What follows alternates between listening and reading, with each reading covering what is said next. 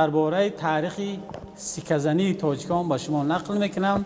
مرحمت، نیاگان تاجیکان هنوز در عصر 6 پیش از تولد عیسی مسیح با سکه‌زنی شروع کردند که در این عکس‌ها ما سکه‌های هخامنشی را می‌بینیم که این سکه‌های هخامنشی داریک نام داشتند و در تاریخ انسانیت اولین سکه بودند که با واحد پول مناسبت بین المللی تبدیل یافته بودند. و در اینجا دیگر سکه‌های بعدینه را می‌بینیم، سکه‌های پارتی را می‌بینیم که در اینجا شاهنشاه فرهاد زده است. و بعد ما همین را باید بگیم که در تاریخ انسانیت بار اول شاهنشاه هخامنشی دارا یا که داریوش کبیر اولین شاهنشاهی بود که آن در سکه‌های خود تصویر خود را ضرب زد. در اینجا ما سکه‌های یونانی باختری را می‌بینیم. در اینجا سکه شاهنشاه یونان باختری انتیاخ را می‌بینیم که انتیاخ این پسر اپاما بود و اپاما پسر سپیتامین بود که در یکی از دولت‌های عرب یادگاری با نام اپاما تا امروز باقی مانده است. در اینجا سکه‌های میسی اوکراتید را می‌بینیم، افتیدیم را می‌بینیم. در اینجا باشد آبال‌های دیگر شاهنشاه یونان و باختری اوکراتید را می‌بینیم. در اینجا تترادرخمه اوکراتید را می‌بینیم. یعنی که سکه‌های خرد آبال نام داشتند و سکه‌های کلانی نقرگین تترادرخمه نام داشتند. همین سکه بغیر از دولت سامانیان و در دیگر کشورها استفاده می‌شد دیگر دولت؟ بله، من گفتم که مثلا داریک در عصر 6 پیش از میلاد با واحد پولی بین المللی بود. یعنی که در تجارت بین المللی سکه طلایی هخامنشی داریک را استفاده می‌کردند، زیرا که از طلای خالص ضرب زده می‌شد. در اینجا ما سکه‌های هلیوکل را می‌بینیم. هلیوکل همون نفری بود که پدر خود دیادود را می‌کشد و به تخت شاهی می‌نشیند. در اینجا ما آبال‌های کوشانیان را، آبال‌های هرای را می‌بینیم و در اینجا در این تصویر خودی تصویر اولین شاهنشاه کوشانی هرای را می‌بینیم. در اینجا اسب و سواره را می‌بینیم. در اینجا سکه‌های دیگر شاهنشاه کوشانی ویما تاکتو را می‌بینیم. در اینجا سکه‌های دیگر شاهنشاه کوشانی که در اینجا ما صورتش را می‌بینیم، ویما کادفیز را می‌بینیم. یکی از شاهنشاه‌های کوشانیان که دین بودایی را خیلی دستگیری میکرد کنیشکای بزرگ بود که در اینجا ما کنیشکا را سکه‌اش را می‌بینیم. اینا چقدر ارزش داشت؟ مثلا در عصر امروزی ما شما درم داریم، مثلا 1 سامانی داریم، 2 سامانی، 5 سامانی، اینا مقدارشان معین است؟ امروز عالمان به طور عمیق گفته نمیشید که مثلا یک اسب را با چند سکه مسی کوشانی خریداری میکردن، این معلوم نیست، ولی که سکه‌های بعدینش معلوم است. من درباره یک سکه خیلی جالب به شما میخوام اطلاع دهم، چون وقتی ما خیلی کم است. شما باید توجه کنید به این سکه‌های ساسانی که اصلی 5 ضرب زده شدند و ببینید که در پهلوی این سکه‌ها در عکس متوجه باشید. در این عکس ببینید این علامت به چی مانند است؟ با حرف اس الفبای انگلیسی که امروز دلار رو اشاره میکنند. ولی ببینید که در سکه‌های نیاگان تاجیکان در اصل 5 میلادی این علامت وجود داشت.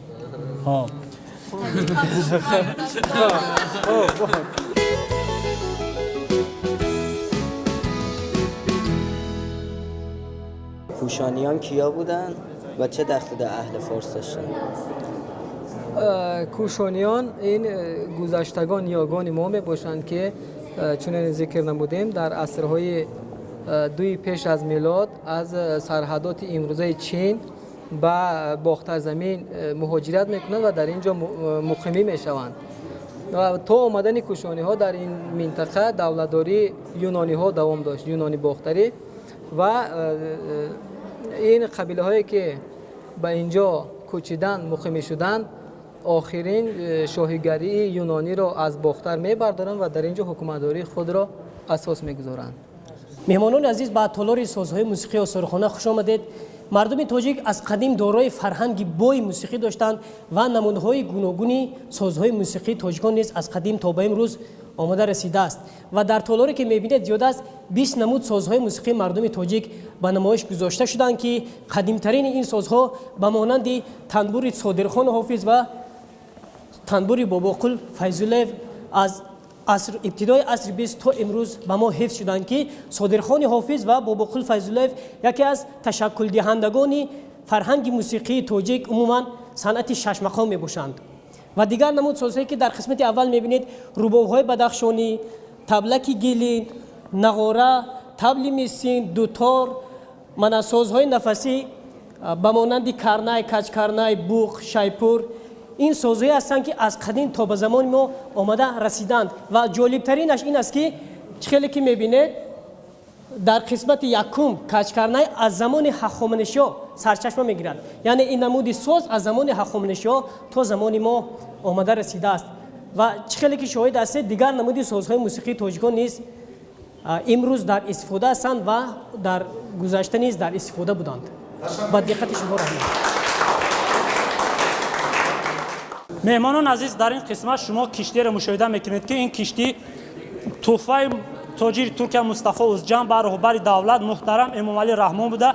این واقعه در سال 2015 به وقوع پیوسته است و همچنین از جانب رهبر دولت این تحفه به آثارخانه ملی تاجیکستان اهدا گردیده است که همکنون شما این را در اینجا مشاهده می‌نمایید. صنعت تصویری از اثرهای اساسگذاران مکتب تاجیکی در تاجیکستان از اثر عبدالله اشاروف آغاز می‌گردد. این اثر چردنیچینکو از میباشد که نمنیهال نام دارد، از درخت توت ساخته شده است. درخت توت.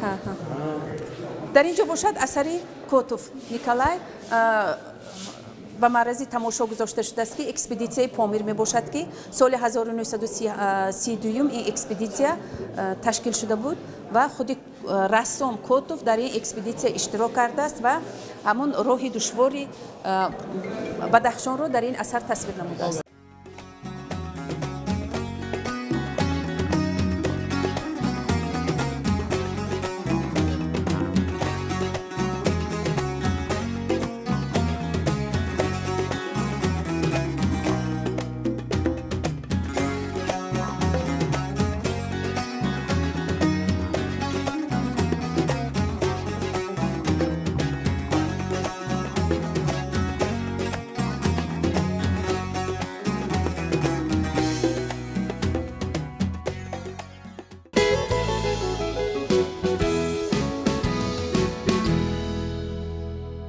شما حالا در تالار تحفه‌های اساسگذار صلح و وحدت ملی، پیشوای ملت، پرزیدنت جمهوری تاجیکستان محترم امامعلی رحمان حضور دارید. در اینجا شما تحفه از جایزه مخصوص سازمان ملل متحد را می‌بینید و همچنین تحفه از کشور هندوستان، اینچنین از دولت‌های اتحادیه مستقل و از جمهوری مردمی چین و همچنین جایزه مخصوص سازمان ملل متحد را می‌بینید. همکاری‌های سودمند تاجیکستان با جمهوری اوکراین و شما در اینجا تحفه سابق پرزیدنت جمهوری اوکراین لئونید کوچمن را می‌بینید و همچنین تحفه‌ها از فدراسیون روسیه، تحفه‌ها از جمهوری اسلامی افغانستان و جمهوری اسلامی ایران، همچنین تحفه از پرزیدنت فدراسیون روسیه ولادیمیر پوتین و سابق پرزیدنت فدراسیون روسیه مدودوف.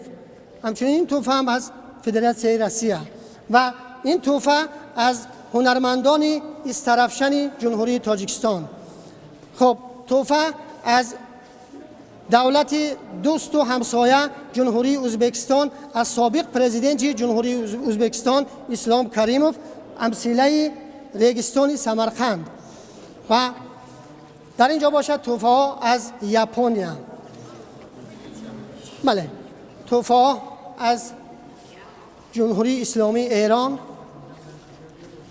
تحفه از شاه کریم الحسینی آقاخان چهار پیشوای اسماعیلان جهان و همکاری های سودمند تاجیکستان با کشورهای آسیای میانه هست و در اینجا شما تحفه پرزیدنت جمهوری قزاقستان نورسلطان نظربایف و این شمشیر و این مجسمه اسب‌ها را می‌بینید. همچنین از پارلمان جمهوری قزاقستان تحفه هدیه شده و با کشورهای مسلمانی با عربستان سعودی تحفه از کشور عربستان سعودی پاره از خانه کسوه پرده خانه خدا و کلید رمزی کعبه.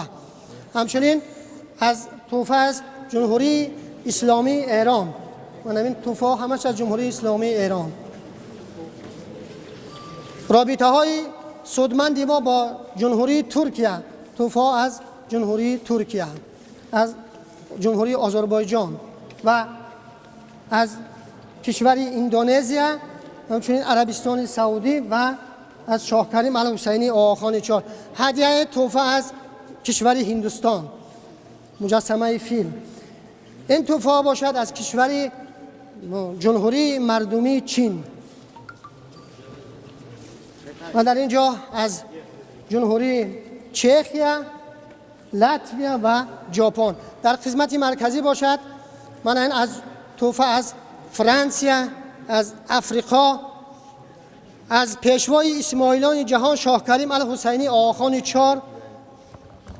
من از فدراسیای روسیه، از جمهوری مردمی چین.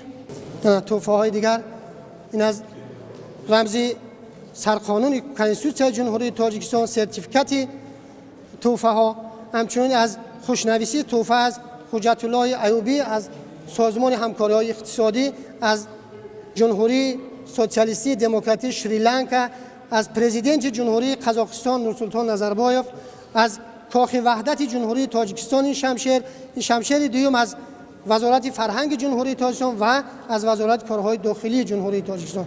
همچنین توفه از ژاپن، سفیر ژاپن در تاجیکستان، از کشور هندوستان من این هم قلمدان و این ارمغان، از جمهوری بلغاریا، لهستان، از کشور سوردلاوسکی فدراسیای روسیه، از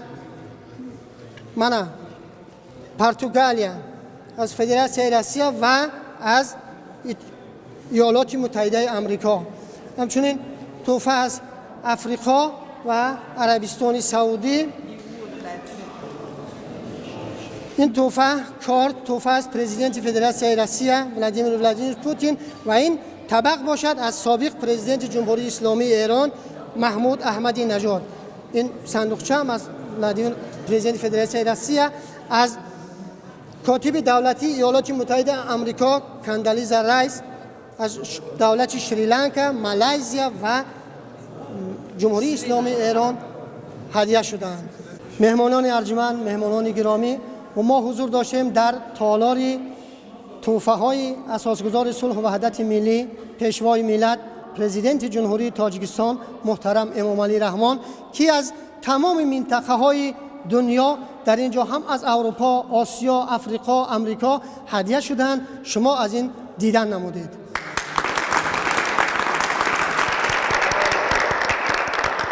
و همین گونه بینندگان ارجمند، برنامه در وطن دوستان هنوز ادامه دارد. با شبکه سینما باشد.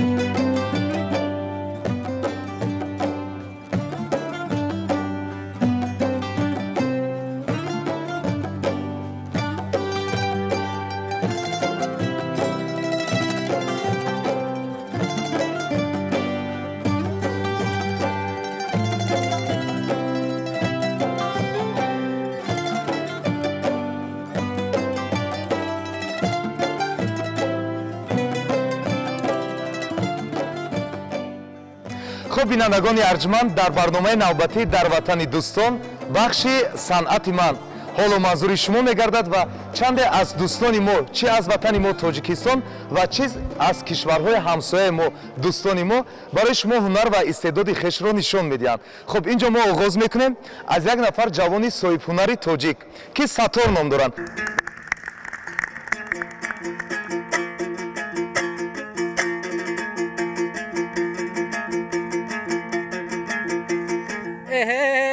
شکرانه کنم به سنگ خاکی وطنم، شکرانه کنم به آبی پاکی وطنم.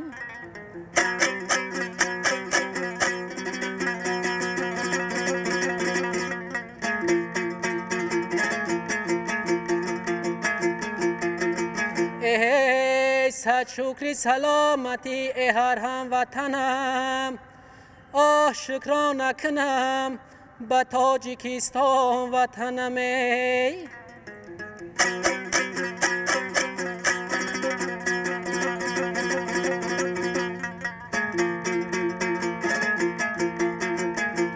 شکرانه کنم به تاجیکستان وطنمی.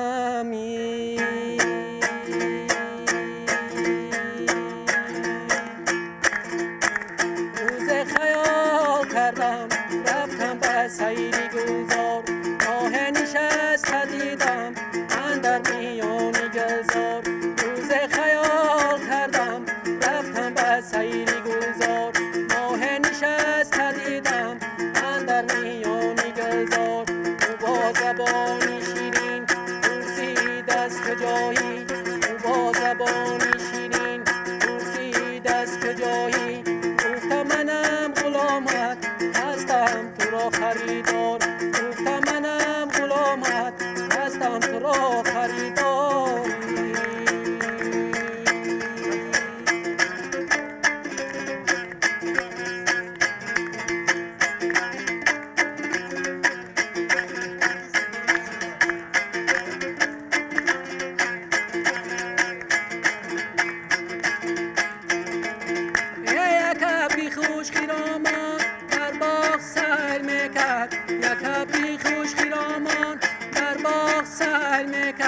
میچی دوار گله را ذوقی بهارم آمد، میچی دوار گله را ذوقی بهارم آمد.